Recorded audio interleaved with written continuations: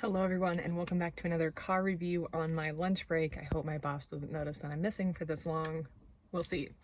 Today I'm going to be reviewing Ontario's Ghost Town Heritage by Ron Brown. So for those of you who aren't familiar with the geography of Canada, Ontario is a province in Canada. It is home of the biggest city, I believe, in Canada, Toronto. Correct me if I'm wrong. I believe Toronto is the biggest city in Canada, but most people know where Toronto is, and Toronto is in Ontario. So this is about ghost towns. I love ghost towns. I like visiting ghost towns, whether they're just foundations or whether they're preserved sites, as I visited a few in the Western United States that were like preserved sites, or even just where there's some foundations in the road and you can kind of see the remains of a former ghost town. So this book was very much an overview. So each town got about one page and a couple pictures. It explained the brief history, when it fell, and then also brief instructions on how to get there. Something to know is that a lot of these ghost towns are on private land now. And they make it clear which ones of these you can get to easily by public roads and which ones are on private land, so you might have to ask someone you should ask someone for permission before going on their private land to view it. And I thought it was a really comprehensive overview. They divided this up by sections, so each section, like Roads of Broken Dreams. Where is the map? I was gonna say they all have maps, but this one, oh wait, no, that wasn't a map. I'm dumb. Trails to the East, so then they have the existing towns. It's not really to scale, which was the only kind of negative that I saw. It's all the existing towns plus where the ghost towns are. So this was a pretty comprehensive overview. As you can see, there's a lot of places that are covered. Something I did notice while reading this is there was a very clear theme.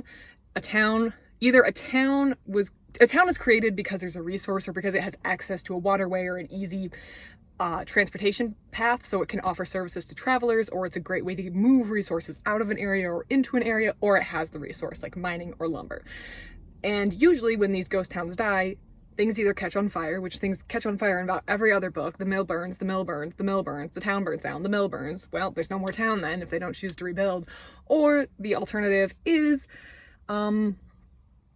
the highway goes through. So like Trans-Canada Highway gets built, it bypasses this town. This town is no longer really relevant, so it dies, which is something that I know has happened in other countries too. When a big major thoroughfare or interstate goes through and it passes a town, it bypasses a town, it chooses another town to go through, then that other town that was missed tends to not receive the benefit of all the traffic going through it, so you don't have people stopping at the restaurants and hotels and sightseeing, and it can kind of become less important, die, and become a ghost town. So those were kind of the two ways that the ghost towns came into being, either by being missed by a major transportation or by burning down, which is another unfortunate key thing, or by running out of resources. I should say, when like mines ran dry or when the lumber was exhausted, then the town would wither and die. So a lack of resources.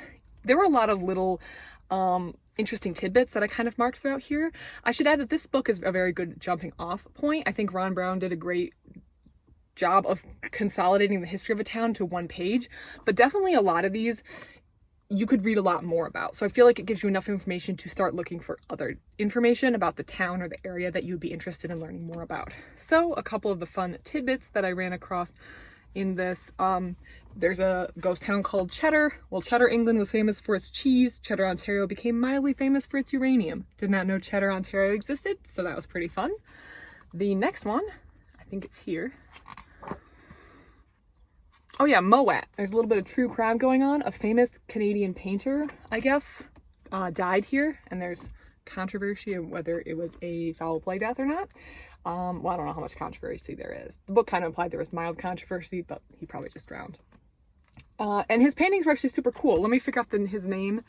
Tom Thompson. I really, really liked his work when I looked it up online. So that was really interesting. And that's kind of the joy of these books, is they can introduce you to topics that you can then explore on your own.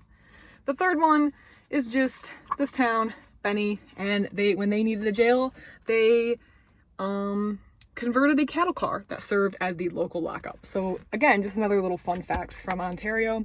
I think if you're planning a road trip to Ontario, want to read more about Ontario's ghost towns or Ontario's history, this is a really great resource I would highly recommend. This is, again, Ontario's Ghost Town Heritage by Ron Brown. I gave this a solid 3-star. I think it would be a great reference book, and if I'm ever planning a ghost town trip in Ontario, I will definitely be getting this book back out of the library and giving it another read. Hope wherever you are, you're having a great day, and enjoy the rest of your day.